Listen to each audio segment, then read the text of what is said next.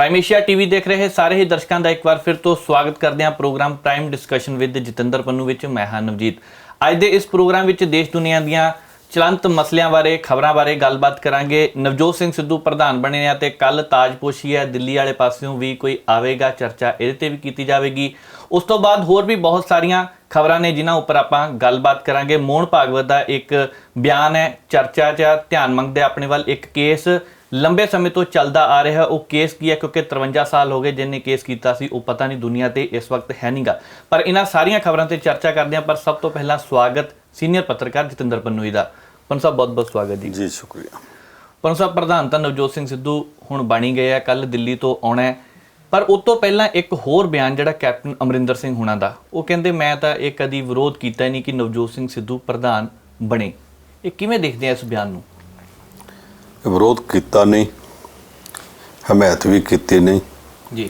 ਅਖੀਰਲੇ ਵਕਤ ਤੱਕ ਜਨਤਕ ਤੌਰ ਤੇ ਵਿਰੋਧ ਨਹੀਂ ਕੀਤਾ, ਪਰ ਦਿੱਲੀ ਜਾ ਕੇ ਤਾਂ ਇਹੋ ਹੀ ਕਹਿੰਦੇ ਰਹੇ ਕਿ ਇਹਦੇ ਨਾਲ ਮੁਸ਼ਕਲਾਂ ਆਉਣਗੀਆਂ। ਉਹ ਜਿਹੜਾ ਅੰਦਰ ਜਾ ਕੇ ਆਖਿਆ ਉਹ ਬਾਹਰ ਆਇਆ ਨਹੀਂ, ਪਰ ਪਤਾ ਸਾਰਿਆਂ ਨੂੰ ਕਿ ਅੰਦਰ ਕੀ ਕੁਛ ਹੁੰਦਾ ਰਿਹਾ ਜੀ। ਇੱਥੋਂ ਤੱਕ ਕਿ ਜਿਹੜੇ ਬੰਦੇ ਕੈਪਟਨ ਅਮਰਿੰਦਰ ਸਿੰਘ ਦੇ ਬਹੁਤ ਨੇੜੇ ਗਿਣੇ ਜਾਂਦੇ ਸੀ, ਉਹ ਬੰਦੇ ਦਿੱਲੀ ਗਏ। ਇੱਥੋਂ ਜਾਣ ਲੱਗਿਆ ਉਹ ਕਹਿੰਦੇ ਰਹੇ ਲੈ ਸਿੱਧੂ ਕੀ ਹੈ ਤੇ ਕੈਪਟਨ ਸਾਹਿਬ ਨਾਲ। ਉੱਥੇ ਜਾ ਕੇ ਉਹ ਸਿੱਧੂ ਦੇ ਪੱਖ ਵਿੱਚ ਬੋਲ ਕੇ ਆਏ ਤੇ ਵਾਪਸੀ ਤੇ ਉਹ ਸਿੱਧੂ ਦੇ ਕੋਲ ਸਿੱਧੇ ਚਲੇ ਗਏ। ਇਹ ਸਾਰੀਆਂ ਗੱਲਾਂ ਤਾਂ ਕਲੀਅਰ ਹੈ, ਕੋਈ ਮੰਨੇ ਜਾਂ ਨਾ ਮੰਨੇ ਕਿ ਮੈਂ ਆਖਿਆ ਕਿ ਨਹੀਂ ਆਖਿਆ ਪਤਾ ਲੱਗ ਜਾਂਦਾ, ਲੁਕੀ ਗੱਲ ਕੋਈ ਨਹੀਂ ਜੀ। ਅਗਲੀ ਗੱਲ ਇਹ ਹੈ ਕਿ ਉਸੇ ਦਿਨ ਤੋਂ ਕੈਪਟਨ ਅਮਰਿੰਦਰ ਸਿੰਘ ਨੇ ਅਜੇ ਤੱਕ ਕਾਂਗਰਸ ਹਾਈ ਕਮਾਂਡ ਦੇ ਫੈਸਲੇ ਦਾ ਸਵਾਗਤ ਨਹੀਂ ਕੀਤਾ। ਬਾਕੀ ਜਿੰਨੇ ਵਿਰੋਧ ਕਰਨ ਵਾਲੇ ਸੀ ਉਹਨਾਂ ਨੇ ਆਖਿਆ ਜੀ ਅਸੀਂ ਸਹਿਮਤ ਨਹੀਂ ਜੀ, ਪਰ ਕਿਉਂਕਿ ਫੈਸਲਾ ਹਾਈ ਕਮਾਂਡ ਦਾ, ਅਸੀਂ ਉਹਦਾ ਸਵਾਗਤ ਕਰਦੇ ਹਾਂ। ਅਮਰਿੰਦਰ ਸਿੰਘ ਨੇ ਨਹੀਂ ਕੀਤਾ, ਉਲਟਾ ਇਹ ਆਖਿਆ ਕਿ ਜੇ ਉਹ ਚਾਹੁੰਦਾ ਮਿਲ ਕੇ ਚੱਲਣਾ, ਉਹ ਪਹਿਲਾਂ ਮਾਫੀ ਮੰਗੇ। ਜੇ ਮਾਫੀ ਨਾ ਮੰਗੇਗਾ ਤੇ ਨਾ ਮੈਂ ਮਿਲਣਾ ਤੇ ਨਾ ਉਹਨੂੰ ਮਿਲਣ ਦਾ ਟਾਈਮ ਦੇਣਾ ਜੀ। ਇਹਦੇ ਨਾਲ ਕੁੜੱਤਣ ਹੋਰ ਵੱਧਦੀ ਗਈ। ਹੁਣ ਜਿੱਥੇ ਗੱਲ ਪਹੁੰਚ ਗਈ ਹੈ ਤੇ ਅਮਰਿੰਦਰ ਸਿੰਘ ਦਾ ਬਿਆਨ ਆ ਗਿਆ ਕਿ ਮੈਂ ਉਹਨੂੰ ਕਦੇ ਕਾਂਗਰਸ ਪ੍ਰਧਾਨ ਬਣਾਉਣ ਦਾ ਵਿਰੋਧ ਕੀਤਾ ਹੀ ਨਹੀਂ ਕੀਤਾ, ਤੇ ਅੱਗੋਂ ਕੀ ਕਰਨਾ ਇਹਦੇ ਬਾਰੇ ਕੋਈ ਲਾਈਨ ਆਫ ਐਕਸ਼ਨ ਦੱਸਣ ਕੀ ਹੈ। ਨਵਜੋਤ ਸਿੱਧੂ ਨੇ ਉਹਦੇ ਕੋਲ ਨਹੀਂ ਜਾਣਾ, ਉਹਨੇ ਫੋਨ ਵੀ ਨਹੀਂ ਕਰਨਾ, ਉਹਨੇ ਸੁਨੇਹਾ ਵੀ ਨਹੀਂ ਭੇਜਣਾ।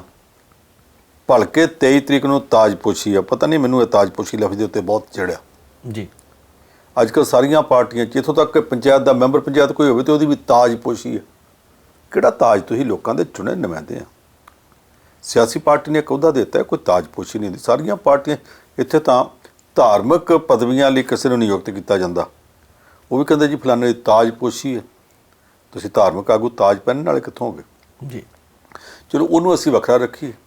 ਹੁਣ ਭਲਕੇ ਸਿੱਧੂ ਦੀ ਤਾਜਪੋਸ਼ੀ ਹੈ, ਕਹਿੰਦੇ ਜੀ ਉੱਤੇ ਕੈਪਟਨ ਅਮਰਿੰਦਰ ਸਿੰਘ ਨਾ ਆਵੇ ਤੇ ਪਾਰਟੀ ਦੀ ਵੀ ਬੇਇੱਜ਼ਤੀ ਹੈ, ਸਿੱਧੂ ਦੀ ਵੀ ਹੈ।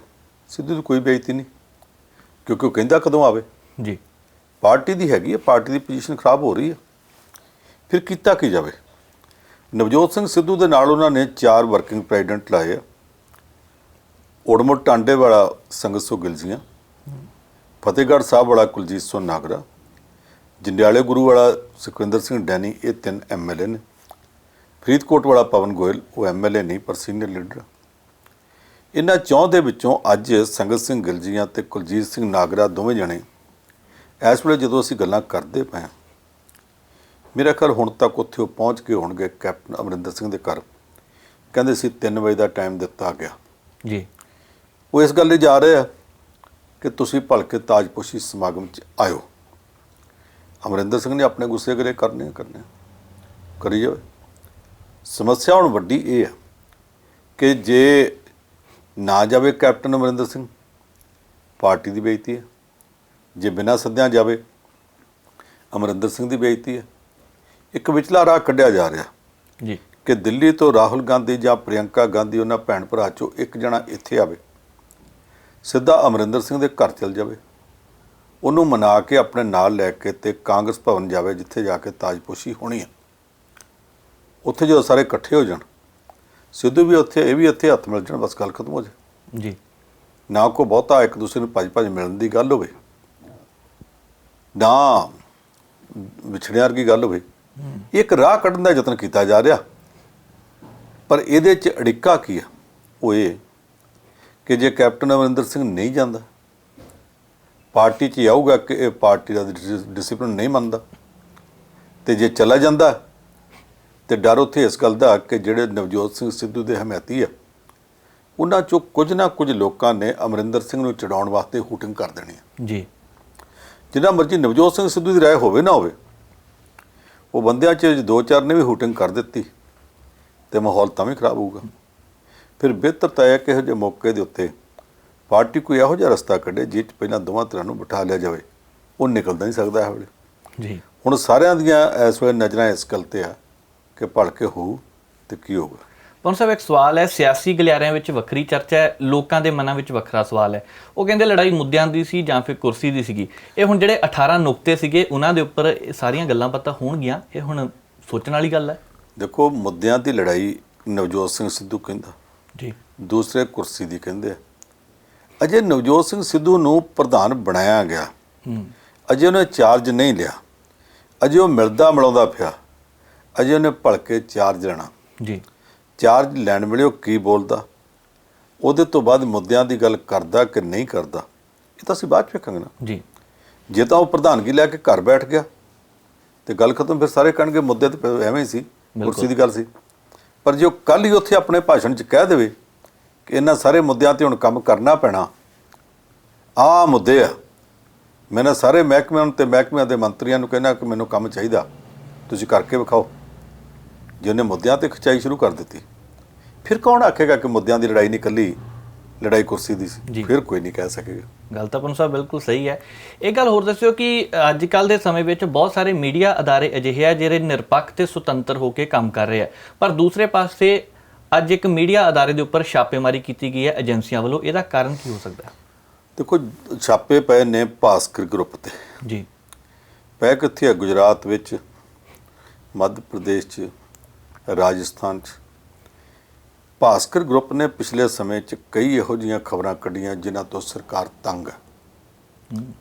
ਪਹਿਲਾਂ ਤਾਂ ਕਰੋਨਾ ਵਾਇਰਸ ਦੇ ਦਿਨਾਂ 'ਚ ਇਹੋ ਗਰੁੱਪ ਸੀ ਜਿਹਨੇ ਗੁਜਰਾਤ ਦੇ ਵਿੱਚੋਂ, ਉੱਤਰ ਪ੍ਰਦੇਸ਼ 'ਚੋਂ, ਮੱਧ ਪ੍ਰਦੇਸ਼ 'ਚੋਂ ਖਬਰਾਂ ਕੱਢ ਕੇ ਲਿਆਂਦੀਆਂ ਕਿ ਜੇ 65 ਬੰਦੇ ਮਰਦੇ ਆ ਕਰੋਨਾ ਵਾਇਰਸ ਨਾਲ, ਸੰਸਕਾਰ ਕੀਤਾ ਜਾਂਦਾ ਪੀਪੀ ਕਿੱਟਾਂ ਨਾਲ ਜਾਂ ਉਹਨਾਂ ਨੂੰ ਦਫਨਾਇਆ ਜਾਂਦਾ, ਜੀ, ਤੇ 65 'ਚੋਂ 5 ਜਾਂ 6 ਲਿਖੇ ਜਾਂਦੇ ਆ ਕਰੋਨਾ ਵਾਇਰਸ, ਬਾਕੀ ਕੋਈ ਟਾਈਫਾਈਡ ਨਾਲ ਮਰ ਗਿਆ, ਕੋਈ ਹਾਰਟ ਅਟੈਕ ਨਾਲ ਮਰ ਗਿਆ ਦੱਸਦੇ ਆ।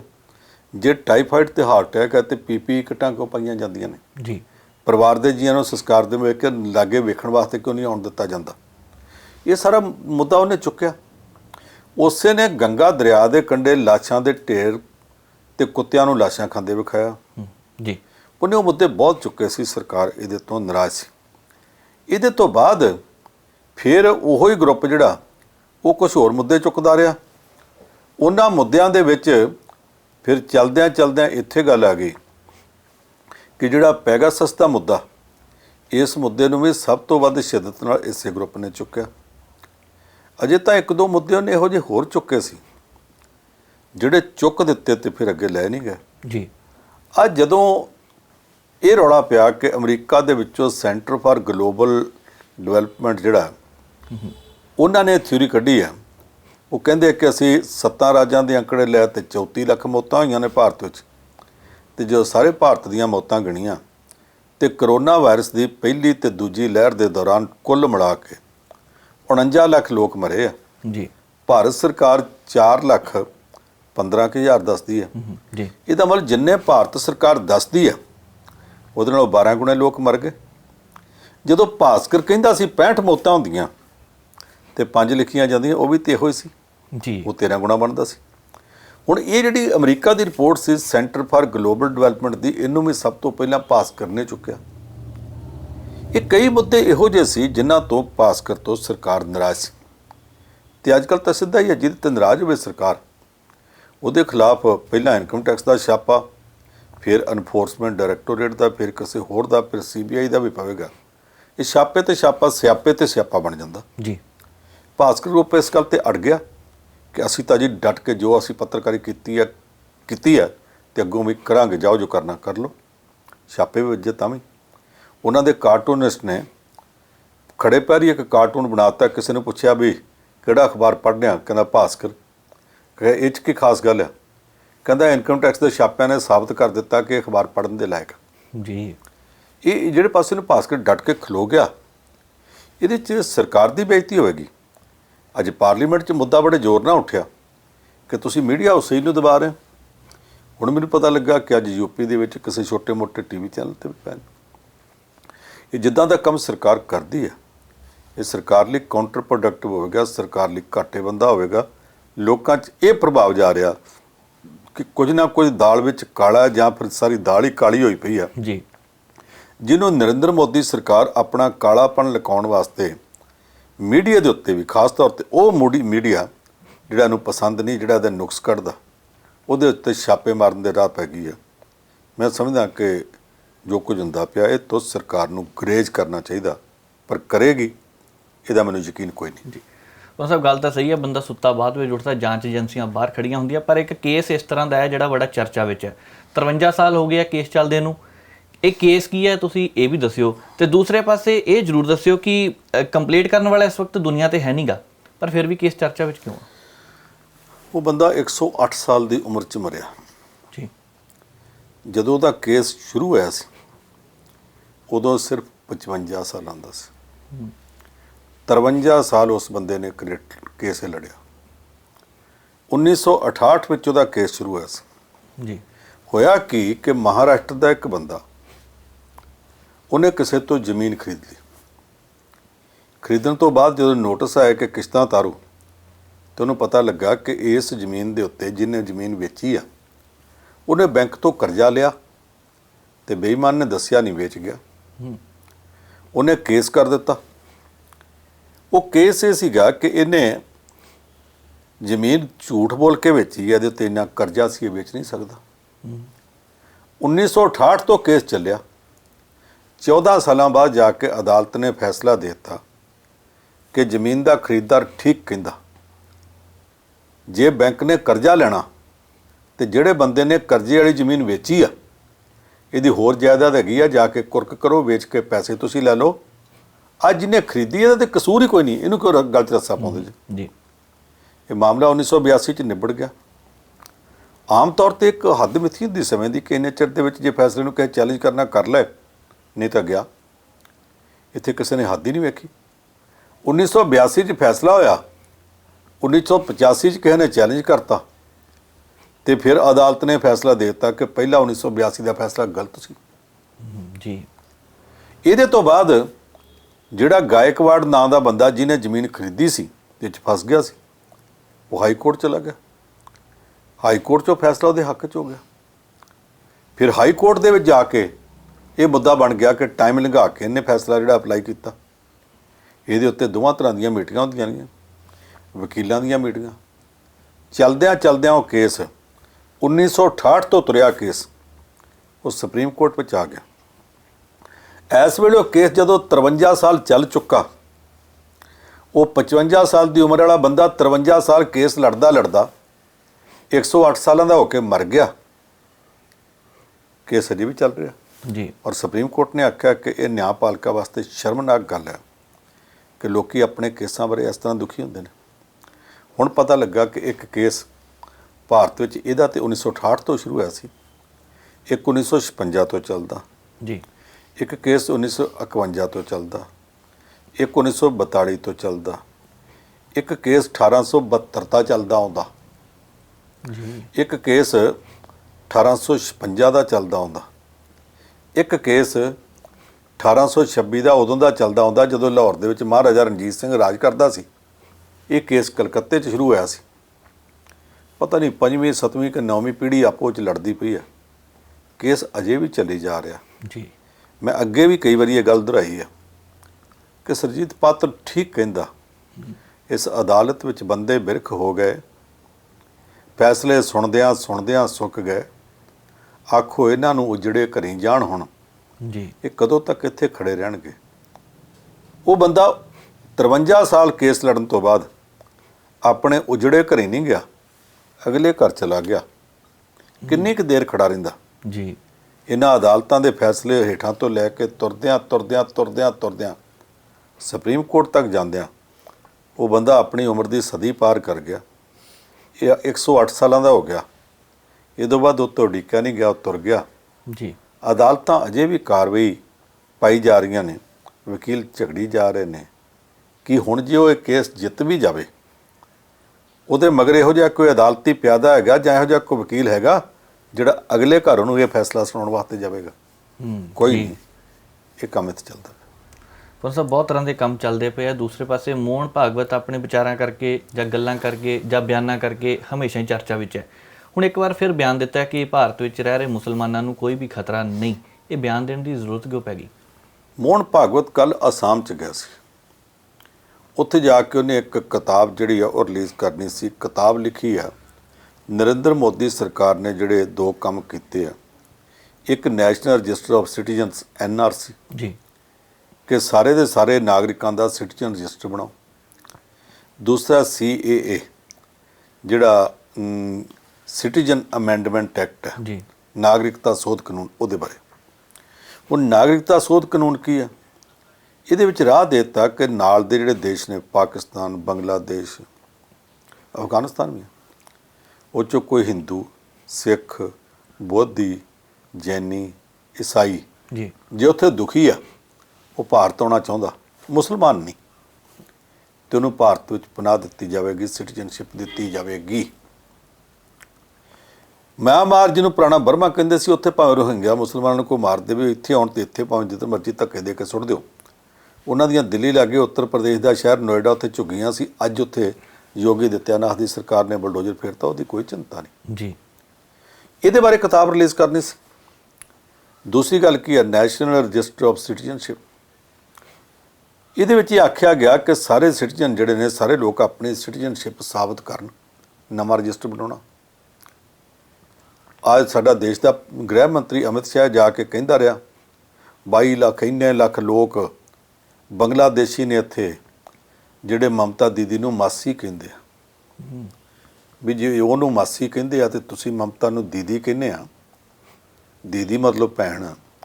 ਜੇ ਤੁਹਾਡੀ ਭੈਣ ਨੂੰ ਉਹ ਮਾਸੀ ਕਹਿੰਦੇ ਆ, ਦੀਦੀ ਨੂੰ, ਤਾਂ ਫਿਰ ਤੁਹਾਡੇ ਨਾਲ ਵੀ ਕੋਈ ਰਿਸ਼ਤੇਦਾਰੀ ਬਣ ਜਾਂਦੀ ਹੋਣੀ ਆ। ਜੀ। ਇਹ ਪਤਾ ਨਹੀਂ ਕਿੱਦਾਂ ਦੀਆਂ ਪੁੱਠੀਆਂ ਸਿੱਧੀਆਂ ਗੱਲਾਂ ਕਰਦੇ ਸੀ। ਨਿਕਲੇ ਇੰਨੇ ਨਹੀਂ। ਸਿਰਫ ਇਹ ਆ ਕਿ ਇੱਕ ਖਾਸ ਭਾਈਚਾਰਾ, ਮੁਸਲਮਾਨ ਭਾਈਚਾਰਾ ਨੂੰ ਟਾਰਗੇਟ ਕੀਤਾ ਗਿਆ। ਸਾਡੇ ਇੱਕ ਰਾਸ਼ਟਰਪਤੀ ਹੁੰਦਾ ਸੀ ਫਖਰੁਦੀਨ ਅਲੀ ਅਹਿਮਦ, ਮਰ ਗਿਆ ਬਾਅਦ 'ਚ। ਜੀ। ਉਹਦੀ ਘਰਵਾਲੀ ਬਜ਼ੁਰਗ ਹੈ, ਆਪਣੇ ਬੱਚਿਆਂ ਕੋਲ ਵਿਦੇਸ਼ ਵਿੱਚ ਬੈਠੀ ਹੈ। ਉਹਦੇ ਪਰਿਵਾਰ ਨੂੰ ਕਹਿ ਦਿੱਤਾ ਗਿਆ ਕਿ ਤੁਸੀਂ ਤਾਂ ਸਿਟੀਜ਼ਨ ਹੀ ਨਹੀਂ। ਜਿਹੜਾ ਬੰਦਾ ਅੱਜ ਤੋਂ 45-50 ਸਾਲ ਪਹਿਲਾਂ ਹਿੰਦੁਸਤਾਨ ਦਾ ਰਾਸ਼ਟਰਪਤੀ ਸੀ, ਉਹਦੇ ਪਰਿਵਾਰ ਨੂੰ ਕਹਿ ਦਿੱਤਾ ਤੁਸੀਂ ਸਿਟੀਜ਼ਨ ਨਹੀਂ। ਇੱਕ ਬੰਦਾ ਗੁਜਰਾਤ ਦੇ ਵਿੱਚ ਭਾਰਤ ਸਰਕਾਰ ਦੇ ਕਿਸੇ ਵੱਡੇ ਅਦਾਰੇ 'ਚ, ਜਿਹੜਾ ਸਪੇਸ ਨਾਲ ਸੰਬੰਧਿਤ ਹੈ, ਇਸਰੋ ਨਾਲ, ਇੰਡੀਅਨ ਸਪੇਸ ਰਿਸਰਚ ਆਰਗੇਨਾਈਜੇਸ਼ਨ ਦੇ ਨਾਲ, ਉਹ ਰਿਸਰਚ ਆਰਗੇਨਾਈਜੇਸ਼ਨ ਦੇ ਨਾਲ ਲੱਗਾ, ਉੱਥੇ ਕੰਮ ਕਰਦਾ ਪਿਆ, ਉਹਨਾਂ ਦੀ ਡਿਊਟੀ 'ਤੇ। ਉਹਨੂੰ ਸਿਟੀਜ਼ਨ ਮੰਨ ਲਿਆ। ਉਹਦੇ ਸਕੇ ਭਰਾ ਨੂੰ, ਭਤੀਜਿਆਂ ਨੂੰ, ਪਰਿਵਾਰ ਨੂੰ ਸਿਟੀਜ਼ਨ ਨਹੀਂ ਮੰਨਦੇ। ਇਹਨਾਂ ਸਾਰੀਆਂ ਗੱਲਾਂ ਉੱਤੇ ਮੋਹਨ ਭਾਗਵਤ ਜਾ ਕੇ ਕਹਿੰਦਾ ਕਿ ਕਿਸੇ ਨਾਗਰਿਕ ਨੂੰ ਕੋਈ ਖਤਰਾ ਨਹੀਂ, ਕਿਸੇ ਮੁਸਲਮਾਨ ਨੂੰ ਕੋਈ ਖਤਰਾ ਨਹੀਂ। ਜੀ। ਇਹ ਗੱਲ ਤੈਨੂੰ ਕਿਉਂ ਕਹਿਣੀ ਪੈਂਦੀ ਹੈ? ਨਾਲੇ ਕਹਿੰਦੇ ਆ ਕਿ RSS ਇੱਕ ਕਲਚਰਲ ਆਰਗੇਨਾਈਜੇਸ਼ਨ ਹੈ, ਸੱਭਿਆਚਾਰਕ ਜਥੇਬੰਦੀ, ਇਹਦਾ ਰਾਜਨੀਤੀ ਨਾਲ ਸੰਬੰਧ ਨਹੀਂ। ਨਾਲੇ ਨਰਿੰਦਰ ਮੋਦੀ ਦੀ ਰਾਜਨੀਤੀ 'ਚੋਂ, ਜਿੱਦਾਂ ਜੀ ਮੈਥ ਦਾ ਸਵਾਲ ਕੱਢਣਾ ਹੋਵੇ ਪੇਪਰ ਤੇ ਲਕੀਰ ਮਾਰ ਕੇ ਇੱਕ ਸਾਈਡ ਤੇ ਕੱਚੇ ਕਾਟੇ ਬਾਟੇ ਕਰਦੇ ਆ ਨਾ ਜੀ। 3 ਤੇ 9, 9 ਚੌਕਾ 36। ਜੀ। ਇਹ ਉਸੇ ਤਰ੍ਹਾਂ ਜਿਹੜਾ ਭਾਰਤੀ ਜਨਤਾ ਪਾਰਟੀ ਦਾ ਲਕੀਰ ਤੋਂ ਪਾਰਲਾ ਕੰਮ ਕਾਟੇ ਬਾਟੇ ਮਾਰਨ ਦਾ, ਉਹ ਸਾਰਾ ਕੰਮ ਤੇ RSS ਕਰਦੀ ਹੈ। ਔਰ ਇਹ ਬੰਦਾ ਉਹਦਾ ਭਾਜਪਾ ਦਾ ਕੰਮ ਕਰਨ ਵਾਸਤੇ ਅਸਾਮ 'ਚ ਗਿਆ। ਅਸਾਮ ਦਾ ਭਾਜਪਾ ਮੁੱਖ ਮੰਤਰੀ, ਜਿਹੜਾ 4 ਵਾਰੀ ਕਾਂਗਰਸ ਵੱਲੋਂ ਮੰਤਰੀ ਰਹਿ ਚੁੱਕਾ, ਉਹ ਬੰਦਾ ਇਹਦੇ ਨਾਲ ਖਲੋਤਾ। ਉਹਨੇ ਵੀ ਭਾਸ਼ਣ ਕੀਤਾ ਤੇ ਇਹਨੇ ਵੀ। ਕਹਿੰਦੇ ਮੁਸਲਮਾਨਾਂ ਨੂੰ ਖਤਰਾ ਕੋਈ ਨਹੀਂ। ਜੇ ਖਤਰਾ ਕੋਈ ਨਹੀਂ ਤੇ ਤੁਹਾਨੂੰ ਬਾਰ-ਬਾਰ ਇਹ ਸਫਾਈਆਂ ਦੇਣੀਆਂ ਕਿਉਂ ਪੈਂਦੀਆਂ ਕਿ ਇਸ ਦੇਸ਼ ਦੇ ਵਿੱਚ ਮੁਸਲਮਾਨਾਂ ਨੂੰ ਕੋਈ ਖਤਰਾ ਨਹੀਂ?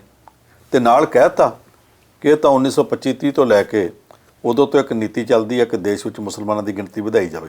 ਜੀ। ਜਦੋਂ ਤੁਸੀਂ ਹਰ ਟਕੋਰਾਂ ਕਰੋਗੇ ਕਿ ਨੀਤੀ ਚੱਲਦੀ ਹੈ ਕਿ ਹਿੰਦੁਸਤਾਨ 'ਚ ਮੁਸਲਮਾਨਾਂ ਨੂੰ ਮਿਨੋਰਟੀ ਤੋਂ ਮੈਜੋਰਟੀ ਬਣਾਇਆ ਜਾਵੇ, ਘੱਟ ਗਿਣਤੀ ਤੋਂ ਬਹੁ ਗਿਣਤੀ ਬਣਾਇਆ ਜਾਵੇ, ਤੇ ਉਹਨਾਂ ਦੇ ਮਨ 'ਚ ਆਉਂਦਾ ਨਹੀਂ ਕਿ ਸਾਨੂੰ ਨਿਸ਼ਾਨਾ ਸੇਧ ਕੇ ਇੱਦਾਂ ਦੀਆਂ ਗੱਲਾਂ ਕੀਤੀਆਂ ਜਾ ਰਹੀਆਂ ਨੇ। ਜੋ ਮੋਹਨ ਭਾਗਵਤ ਕਹਿੰਦਾ, ਅਸਲ ਵਿੱਚ ਕਾਨੂੰਨ ਦੀਆਂ ਕੌੜੀਆਂ ਗੋਲੀਆਂ ਨੇ ਜਿਹੜੀਆਂ ਖੰਡ 'ਚ ਲਬੇੜ ਕੇ ਦੇਣੀਆਂ ਚਾਹੁੰਦਾ ਪਰ ਉਹ ਕਿਸੇ ਨੂੰ ਹਜਮ ਨਹੀਂ ਹੋ ਰਹੀਆਂ। ਫਿਰ ਉਹ ਪੜ੍ਹਨੇ ਜੋਗਾ ਰਹਿ ਗਿਆ ਕਿ ਭਾਰਤ ਵੱਖ-ਵੱਖ ਭਿੰਨਤਾਵਾਂ ਵਾਲਾ ਦੇਸ਼ ਹੈ। 8ਵੀਂ 9ਵੀਂ ਤੋਂ ਪੜ੍ਹਾਉਂਦੇ ਪਏ ਸੀਗੇ।